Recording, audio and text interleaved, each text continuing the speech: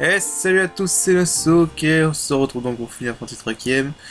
La dernière fois, on avait vaincu le Pampa Senior. Bah du coup, continuons sur notre lancée de boss optionnel. Ok, donc là, en fait, on va aller à un donjon optionnel qui est caché. En fait, c'est une île qui est pas indiquée sur la map, donc faut la trouver soi-même. Elle est dans les coins. Voilà, c'est pour ça que je tourne en cercle pour voir. Hop, là voilà. Ok, donc on va avoir plusieurs choses à faire sur cette île. Mais après la première partie, on ira faire du stat-up, du power-up. Bon.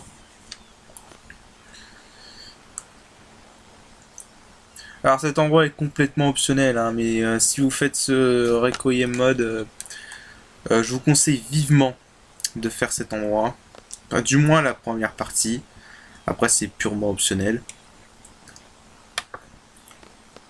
Alors. Je fais une save state là parce que ça me ferait chier de refaire tout le trajet en vaisseau. Okay, donc apparemment c'est un espèce d'ancien laboratoire de recherche. Donc voilà.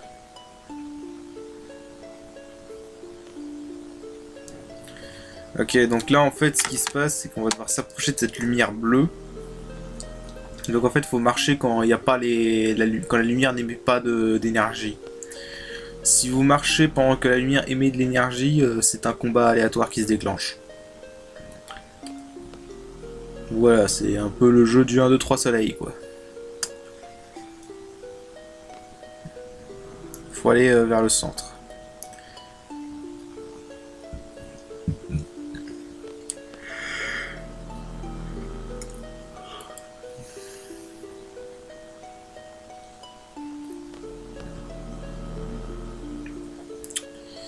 Vers le centre petit à petit.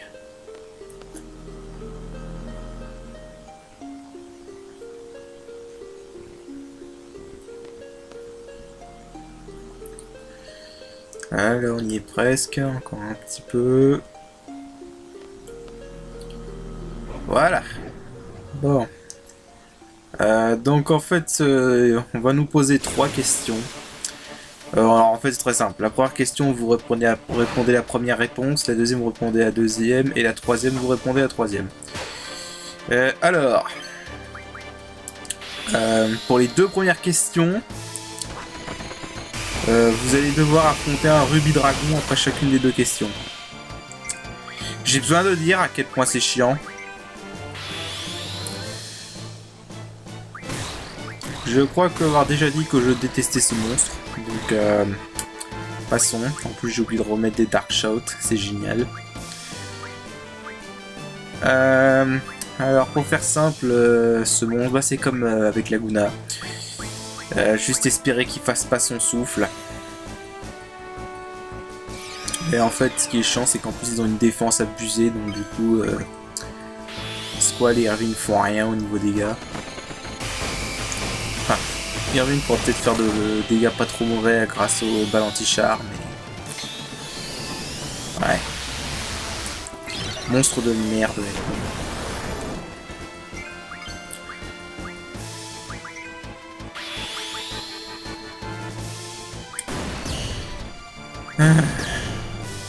Vivement qu'on devienne plus fort que ça.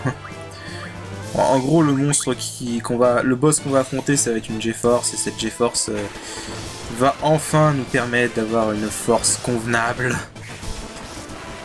Voilà, le mieux pour ce monstre, en fait, c'est d'utiliser Car, ce qui est vulnérable au sort de gravité, alors pourquoi s'en priver.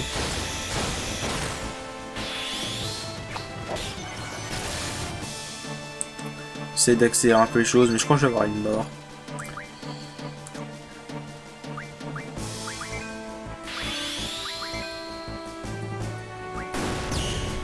On peut être trollé très facilement, donc...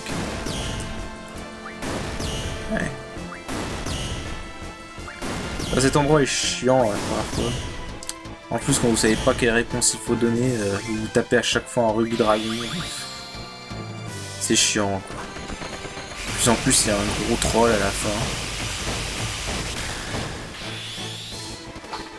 Donc, je reviendrai dessus plus tard.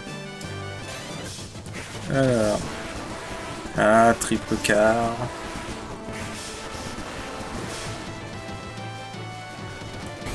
Voilà. Attaque de merde, quoi. Du coup, c'est ça en fait qui est chiant dans cet endroit. C'est que vous devez vous taper 2 rubis dragons. Et ensuite, vous devez enchaîner le boss. Donc c'est super chiant parce que vous devez être... Donc c'est super chiant parce qu'en fait, vous pouvez pas changer votre setup... Enfin, vos préparations entre le boss et les rubis dragons. Donc vous êtes obligé d'être prêt à la fois pour les rubis dragons, mais aussi pour le boss derrière. C'est super relou, parce que le rubis dragon, à cause du souffle, c'est obligatoire d'avoir autoprotect, hein, sinon c'est pas la peine. Ouais, donc j'ai skippé jusque ce rubis dragon à la con. Du coup, j'ai opté pour retirer auto booster, pas trop le choix, malheureusement. Aussi, il y a une petite chance de lui infliger sommeil avec les Dark Balls. Mais les chances sont vraiment très faibles. Je sais pas c'est de combien, mais c'est très faible. Mais bon, au moins les Dark Balls lui infligent slow. Donc ça le ralentit, donc ça aide. Quel boss de merde. Quel monstre de merde, franchement. J'aime pas ce monstre.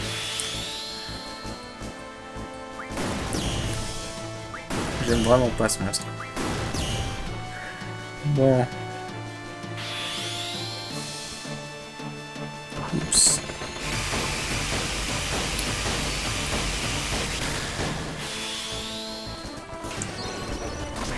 Ouais, Fated Circle.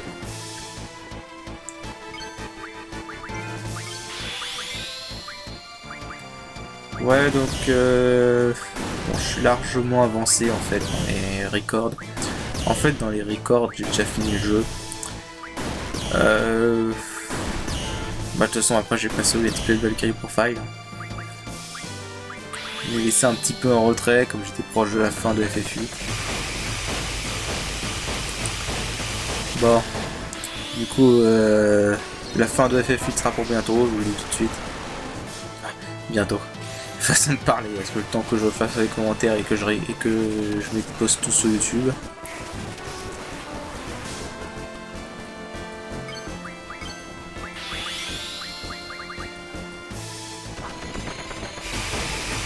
Ouais, j'utilise l'option turbo parce que je gagne du temps.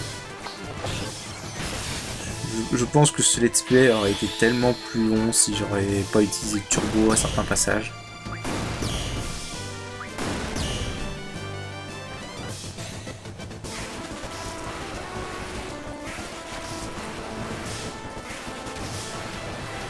Enfin bref.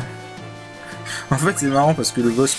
En fait le plus dur c'est pas de battre le boss, c'est de l'atteindre.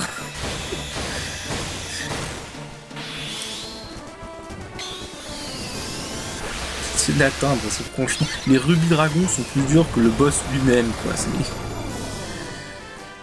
Je trouve ça incroyable quoi. Surtout quand on sait qui est le boss en question. Voilà. En fait, je crois que j'aurais dû... Ouais, j'aurais dû carrément, en fait, éditer la vidéo. Ouais, j'y ai pas pensé. J'aurais peut-être dû éditer la vidéo. Bon, je sais pas si c'est intéressant de montrer 2 combats d'affilée contre des rubis dragons. Voilà, enfin bref. Là, on répond à la deuxième réponse.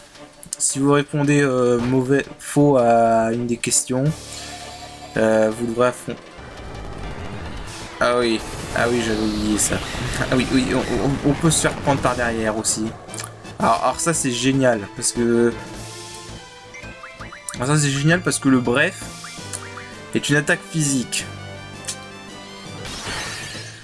J'ai besoin de faire un dessin. Voilà. Bon, pour ceux qui n'ont pas compris comment ça marche. m'étonnerait quand même. En gros, quand vous êtes pris par surprise comme ça, vous avez le dos tourné à l'ennemi, les attaques physiques que l'ennemi va vous faire feront 2 fois plus de dégâts. Donc voilà, le bref de base fait plus de 9000 de dégâts. Donc avec Protect 4500. Mais si je suis pris par derrière, bah c'est doublé. Donc c'est à dire que même avec Protect, il fera 9000 de dégâts. Autrement dit, quasi game over quoi. À moins d'avoir une équipe de fin de jeu, c'est game over. Il va falloir que je renouvelle mes Dark Balls par contre. De toute façon, après, ça va être après cette GeForce, ça va être une grosse période de farm. Ça va être une dernière séquence de farm avant la fin du jeu.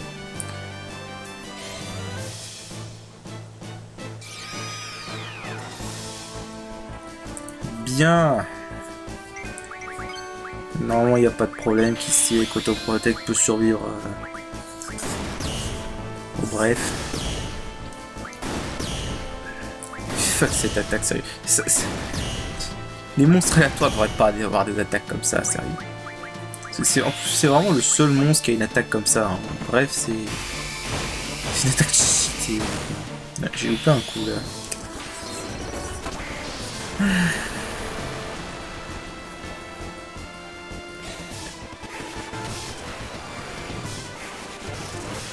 En plus, c'est des gros sacs HP. Mais vraiment, ces Ruby Dragon, ils ont tout pour eux, quoi. C'est des gros sacs HP, une attaque cheatée, météore. Oh la vache. Yeah. Le seul monstre qui est pire que le Ruby Dragon, c'est le Xylomid. Hein. Les Xylomides, on est dans une autre catégorie. Hein. Surtout dans ce mode. Non, vraiment, dans ce hard mode, je pense que le hacker, il a oublié l'existence des Xylomides quand il a fait les modifs. Parce qu'avec toutes les modifs qu'il a fait, c'est impossible de battre un Xylomide de manière legit. Impossible. Le seul moyen, c'est de les tuer et d'entrée de jeu avec des générateurs. Ou d'espérer l'intervention d'Odin. Alors là, voilà, la troll, faut répondre une réponse qui est invisible.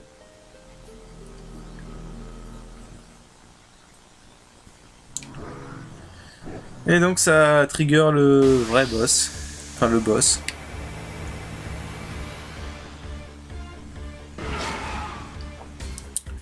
Et donc nous affrontons le roi des dragons, GF célèbre de la série Bahamut.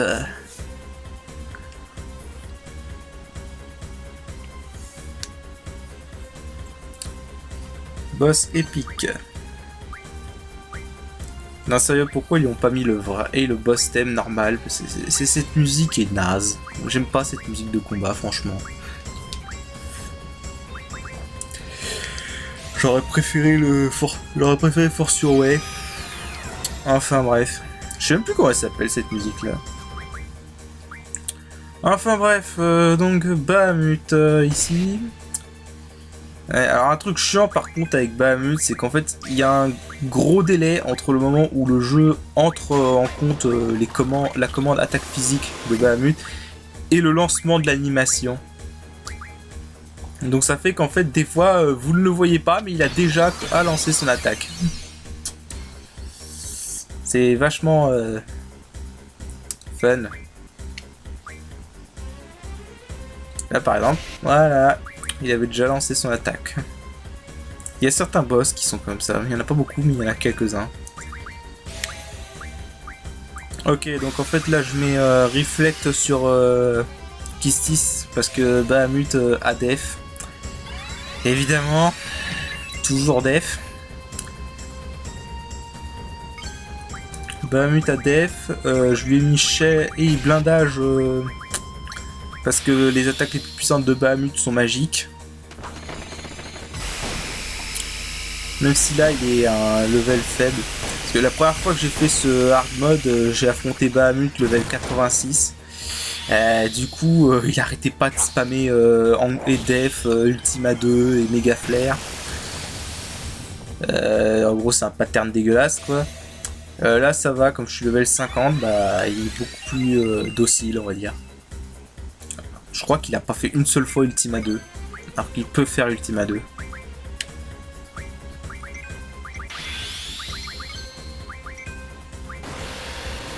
Au passage, j'adore la séquence de Ranzo-Kuken contre Bahamut. Je crois que c'est ma séquence de Ranzo-Kuken préférée du jeu.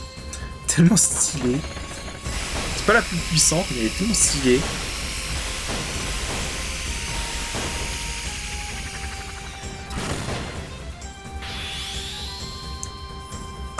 Ah, une petite Lionheart. Je sais pas combien il a d'HP. Je vais pas calculer. Enfin bref. Donc voilà, donc en gros c'est un peu une stratégie similaire à Pampa Senior en gros. On bourre avec Squall et Irvine tandis que Kistis sert de tank. De toute façon ça va être la tactique pour quasiment tous les boss à partir de maintenant. Donc... Ouais, vous pouvez vous voler des VMAX au passage. Hein, si vous en avez pas encore. C'est moi où il a planté son épée dans l'œil. Ouais, il était chaud, Squall, là.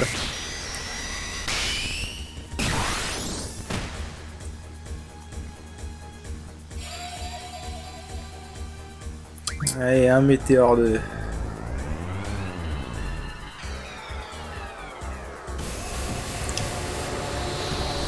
Donc météore 2, ça fait mal.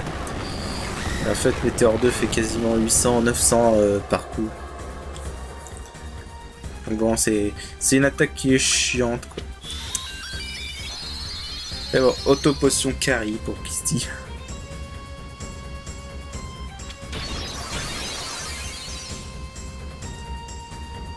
Limite, j'aurais pu me permettre de rester un peu en solo avec Kisty pour essayer de lui faire défense 0. C'est pas non plus hyper intéressant vu les dégâts que je fais déjà. Je pense pas qu'il y aurait une énorme différence. Quoique... Ah, quoique aussi, remarque. Je crois que Squall fera 1000 de dégâts de plus par coup. Ah, c'est pas grave, ça rend le combat plus fun.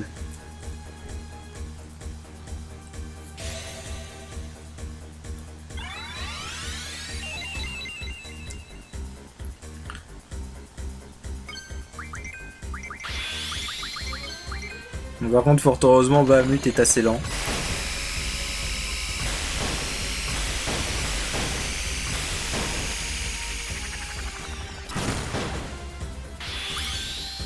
Allez hop, et un blasting zone. Bon bah Squall va encore percer le toit. J'en aurais défoncé les toits hein, durant c'était ce let's play avec blasting zone. Hein.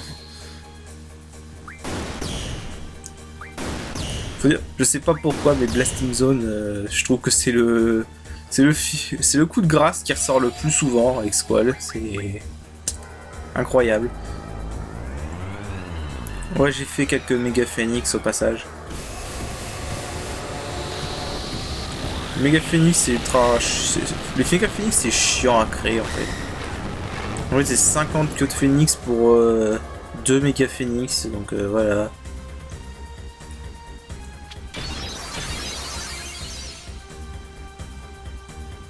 Donc voilà en fait, faut que vous achetiez 5000 queues de Phoenix pour avoir 100 en Méga Phoenix, c'est complètement abusé. Complètement abusé, sérieux. Surtout ça prend longtemps, j'ai la flemme. Mais bon, 30 méga phoenix c'est largement suffisant.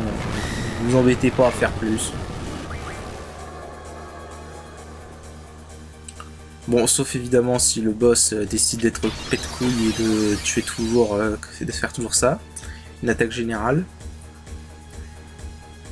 C'est le seul inconvénient de cette technique en fait, et si les boss décident de vous troller. Merci de montrer mon point de vue, Bahamut. Je t'adore. Donc le fameux méga flare, méga atomium en VF. Ah, j'ai quand même essayé de faire un acide. Je me rappelais même plus que j'avais essayé de faire un acide honnêtement. Du coup je sais même pas s'il a réussi.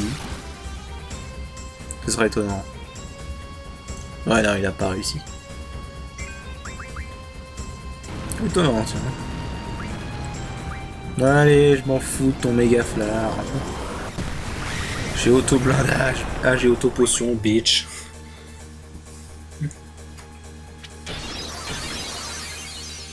Quoique là, l'auto-potion, c'est pas activé. Ça peut être dangereux.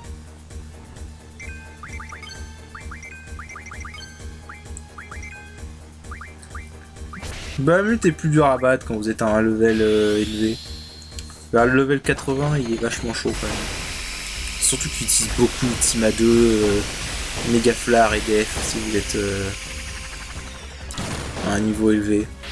Donc je recommande quand même d'avoir l'immunité à Def.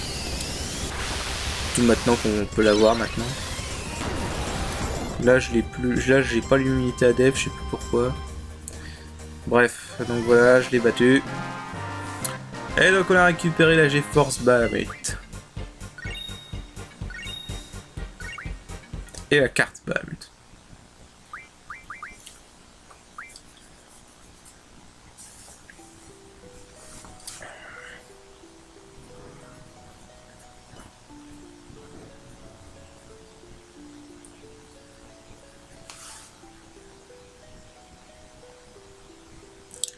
Ok, donc alors Bahamut c'est une GeForce importante à récupérer si vous faites ce mode difficile. Ouais, peut-être que je me rachète des queues de phoenix moi. Pour plusieurs raisons, mais d'abord on va se soigner parce que voilà, faut se soigner.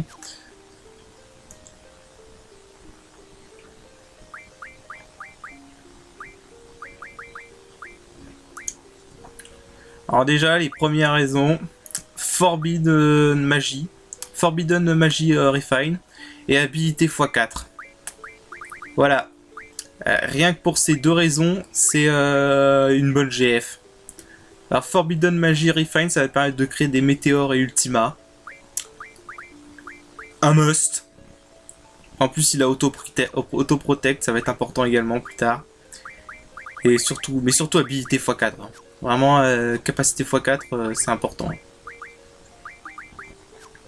Donc je vais le donner à Squall, qui est le dernier perso qui avait pas. Capacité x4.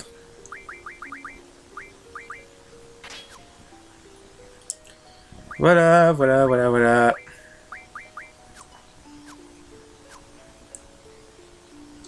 Du coup j'ai capacité x4 avec tous mes persos maintenant. On va faire un petit... Donc en fait là... Si je le voulais, je pourrais continuer, mais je conseille pas de continuer maintenant parce que en fait, ce donjon a une deuxième partie. Et à la fin, vous affrontez un boss. Alors ça, c'est une question que je me pose, c'est si le boss est fixe ou pas, parce qu'en fait, ce boss-là, j'ai toujours été level 100, donc du coup, je l'ai toujours affronté level 100, donc je sais pas du tout si son niveau est fixe ou si il dépend d'une autre. Je crois qu'il dépend d'une autre, mais je sais pas. Mais bon, de toute façon, niveau 100, bah, ce sera un boss chaud. Je vous le dis tout de suite, mais on va pas le faire dans cet épisode, on le fera dans le prochain épisode. Maintenant qu'on a Bahamut, on va pouvoir farmer.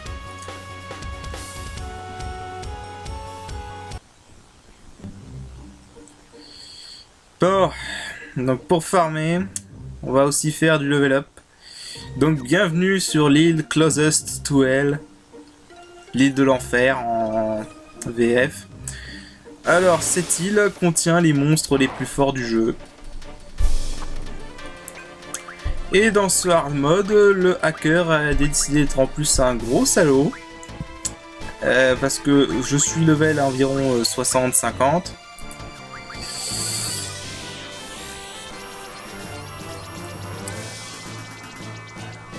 Tous les monstres de l'île de l'enfer sont niveau 100.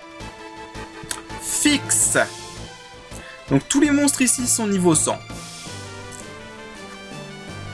C'est mortel. Mais ça va aider pour un point. Comme ils sont level 100, level Hunt No Death marche très bien sur eux. Parce qu'en fait, level Hunt No Death, le point d'interrogation en fait varie selon le Chris level. Il peut être de 5. Attends. Non, il peut être de 4, 3, 2 ou 1. 3, un truc du genre. Mais du coup, ça fait que sur 3, comme ils sont niveau 100, et que 100 c'est un multiple de 5, 2 et 4, bah il y a 3 chances sur 4 que je les bute. Donc c'est génial. Alors ça par contre c'est dégueulasse. Voilà. Alors oui, par contre vous le remarquerez peut-être, mais save state avant chaque combat. Parce qu'on peut rencontrer le Xylomide ici. Et donc un Xylomide en attaque surprise, ouais, on va éviter. Mais c'est définitivement le meilleur endroit pour faire du level up. Et je vais abuser de level inconnu Def et de Dégénérator. Je vous le dis tout de suite, parce que les monstres ici c'est pas des blagues. Enfin, vous pouvez les battre legit, mais sinon ça prend des plombs. Ah voilà, j'avais oublié de mettre initiative sur Kistis, ça va être mieux maintenant. Voilà, donc là je vais level upper tous mes persos au niveau 100. Dans ce mode difficile, ça a un intérêt de monter les persos au niveau 100. Bien sûr, sinon je le ferai pas.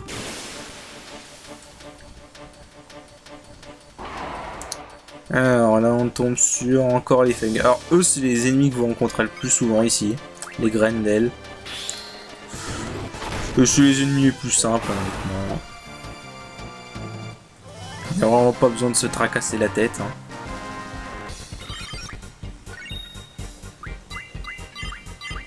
Voilà, mais là c'est ici c'est quasiment un level pour vos persos à chaque combat. Hein.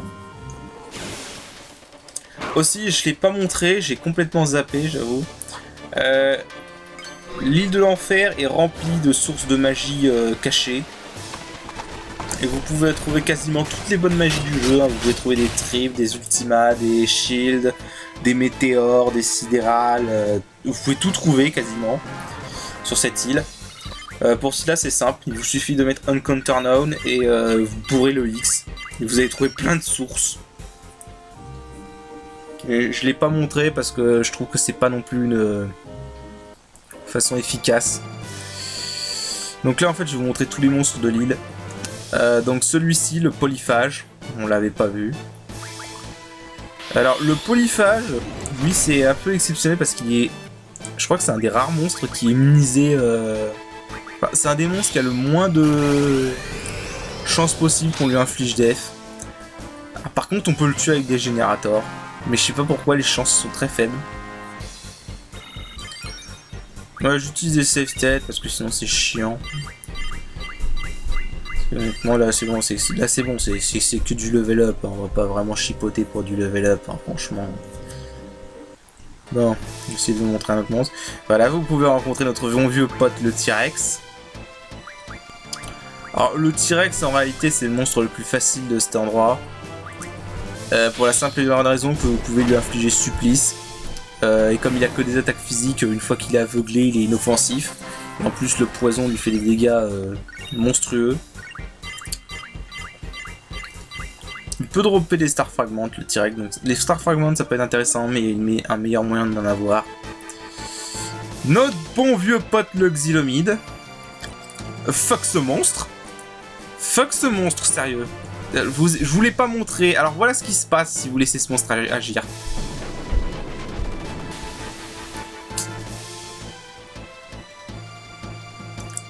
Ouais. Ouais. Alors sommeil, silence, poison, aveuglé, subfossile, furie, fléau. Et je crois qu'il y a défense 0 aussi. Fuck that shit. Dégénérator. Vous cassez pas la tête. Dégénérator. Tout de suite. Surtout en ce mode. Dans ce mode, il n'y a aucun moyen d'être immunisé à toutes les altérations à la fois. Donc ouais. Dans la version de base, vous pouvez le battre. Il suffit d'associer sans supplice à la défense mentale, sans cécité, sans confusion. Et bref, en gros, vous immunisez contre les altérations qui paralysent. Et vous pouvez y arriver. Voilà, donc j'ai skippé niveau 100. Ah, et vous pouvez aussi rencontrer le Rubis Dragon. Je l'ai pas montré, mais vous pouvez aussi rencontrer le Rubis Dragon dans cette île. Fuck ce monstre aussi. Voilà. Donc level 100. Et maintenant, Retournons à notre bon vieil ami. Parce que on a un autre intérêt. Déjà, maintenant que je suis level 100 X, il est level 100. Du coup, les chances que level inconnu def marche sont beaucoup plus élevées. Donc je vais utiliser ça pour le farmer et pour obtenir des énergies cristal. Ça s'appelle des nuclides en VF, je crois, je sais pas pourquoi. Bref, donc les énergies cristal, grâce à notre nouvelle GF, et donc à Forbidden Magie RF, voilà. Un énergie cristal donne 3 ultimas.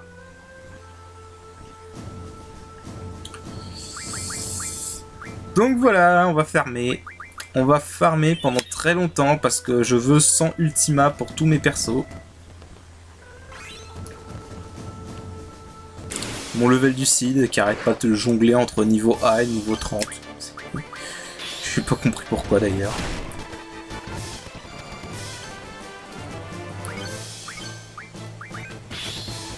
Voilà, level up no def.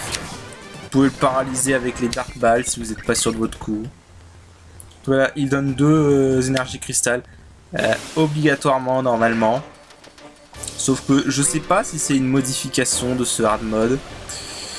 Ou si c'est déjà comme ça dans la version de base. Parce que j'avoue que je n'ai jamais farmé autant ce monstre que dans ce hard mode. Parce que dans la version de base, avoir 100 ultima, ça sert à rien, franchement. Voilà, en plus avec le turbo, ça va très vite. On se casse même pas la tête. En plus, Odin apparaît souvent.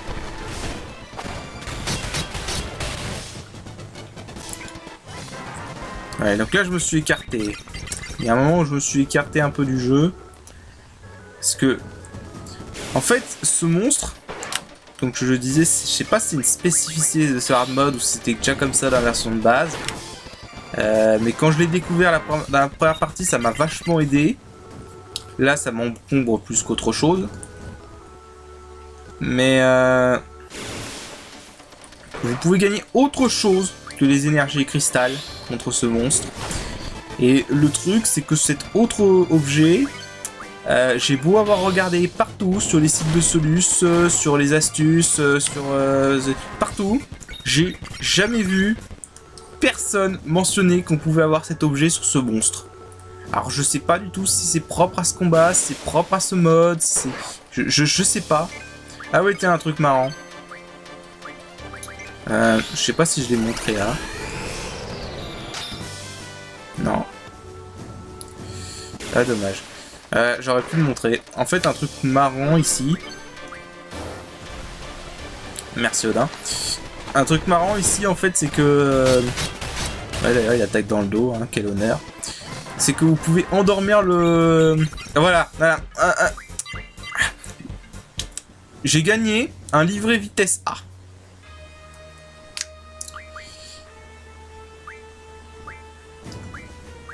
Voilà, j'ai gagné un livret vitesse A. D'où il sort? Mais vraiment, d'où il sort? Regardez. Je vais vous montrer. Là, voilà, je vais sur Google Chrome. Voilà. Vraiment, je vous montre parce que moi, ça me trouble, franchement, cette histoire. Alors, ça m'a vachement aidé dans ma première partie de ce mode difficile parce que j'avais oublié de piller le livret vitesse A à Cerbère. Donc, ça m'a fait gagner un gros paquet de temps. Voilà, donc là, je vais dans le bestiaire. Voilà. Le bestiaire de Wikisquare. Et globalement, il est très fiable. Voilà, on va aller dans les ennemis. Bon, là, c'est les noms VF. Sulfore. Voilà, donc ça, c'est le monstre en question. Bon, comme ça, je voyais qu'il a 80% d'immunité à mort, mais on s'en fout. Voilà, donc piller, que des rocs lunaires. Là, je suis d'accord. Objet drop, aucun livret vitesse A. Donc, il sort d'où ce livret vitesse A? Non, franchement, il sort d'où? C'est le gros mystère de ce hard mode, honnêtement. Je crois que je ferai des tests dans la version normale, hein, pour voir. Parce que franchement, ça m'intrigue, là, pour le coup. Ah, maintenant, je montre autre chose. Google Chrome. Hein.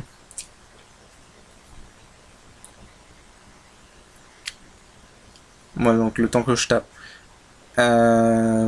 Oui, donc je disais, en fait, quand vous l'attaquez par derrière, vous pouvez l'endormir avec les Dark Balles d'Irvine et vous pouvez enchaîner avec les balles d'Irvine.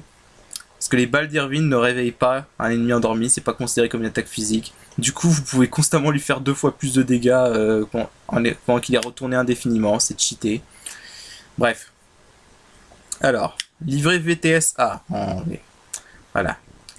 Donc, la manière de l'obtenir. Obtenu pendant le cheminement de Pandora, créé avec Kappa G-Force de la GF Orbital, et pillé sur Cerbère. Aucune mention de sulfure, aucune mention de drop, rien du tout. Alors vraiment, mais d'où sort ce livret vitesse A? Mais il sort d'où? Le pire, c'est que même si je tape sur les sites américains, bon là je vous ai montré qu'un, mais en fait j'ai essayé plein de sites. Hein. Voilà. Ce site-là, moi je le trouve... ce site-là est fiable. Honnêtement, quasiment tous mes objets, je les ai trouvés là. Quand je cherchais des objets, c'est là toujours sur ce site que je cherche quasiment. Voilà, donc SPLJ et Kroll, voilà. Il n'y a que Cerbère dans les monstres. C'est un pillé. Voilà. Après, c'est que des Craya capacité G-Force. Voilà, mais aucune mention du sulfure. Aucune. Alors comment ça se fait que ce sulfure me rapporte un SPJ, un livret vitesse A? Mystère. Complètement mystère. Voilà. Le pire c'est que je vais en gagner plusieurs hein, au fil du temps. Mais bon voilà, donc c'est sur cette interrogation qu'on va se quitter. Là c'est bientôt la fin de la vidéo. Donc hors écran je vais farmer les 100 Ultima pour tous mes persos. Ça va prendre un certain temps mais bon. Ça vaudra le coup, vous verrez. Bon bah sur ce, moi je vous dis à la prochaine. Salut!